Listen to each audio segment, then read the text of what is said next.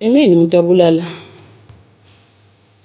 babe ingane zami ukuthi loya muntu wayengihlukumeza ukuthi noma ngeke nazi ukuthi bakusukelephi. Loya mfana wayengihlukumeza ngishayisa okwebhola. Loya mfana loya wayengishaya loya mfana. Ngikhumbula ngelinye ilanga angishaya ngiphethe ingane usana lwakhe. Indlela mfana ebenesihluku ngakhona. Kwathi ngelinye ilanga nje yabo nje kwakumakhazanyana yabo ayenze lo mfana lento yakhe kanti sengikhathele. Shuthi kwavele kwaba ingane embhedeni yabo. Makuwingane embhedeni isilimo kunobasixosha ingane phansi ubhizi uzoshaya mina. Yezwa. Uthi umagange kanti shuthi nenhliziyo yabo usifile lapha ekutheni nodanki. Ngave ngambondisa kaFlawa. Ngambondisa kwaFlawa ngamphendusa okwegwinya emafutheni. uNkulunkulu wangipha amandla engawazi ukuthi ngangiwathathephi. Kwathi sephansi sengibona ukuthi uphansi shuthi wathi udonsa ummese esifuna ungigwaza ngawo lo mese. Ngawuvika ummese. Lo mese asengigwaza yena-ke lo mese. Sinzima isitori sami. Ngamgwaza. Wathi mawengane zami wena lo ngibulala ngathi yebo imina.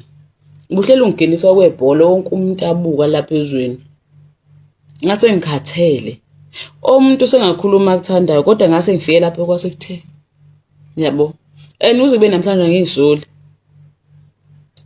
Khona ngoba phela umndeni wakhe uyamdinga. Yabo. Ngoba phela umndeni wakhe uyamdinga. Kwawona umndeni wakhe buthi ukhathele uye ngabona ukuthi no man angiyithathele mina impilo yakhe lo muntu ngoba mangayithathi mina qale mina engizofa la. Kwase kushoda igodi laphana. Indlela kwakunzima ngakhona lo mfana angishaya, angibhonya, angigandaya. Ngigcine ngiphelele ukuzethemba ngumuntu wesifazane. Bhuti wami ukuthi awazi, bhuti wami bokuthiwa ngiyakuchazela ngashona ilanga. Ngamgwaza. Ngitsho ukuthi igazi lagcoleka yabo la esikibheni sami igazi lakhe. Ummese nguphethe kanje ummese. Ngoba ngase ngikhathele. Wayengishayile loya muntu mangakhuluma nomuntu ngelinye ilanga wathi angifonele uprivate number. Wafonela lapho uprivate number ukhona. Wathi angiufonele. Engishayile. Hayi kancane engibondile ngenduku.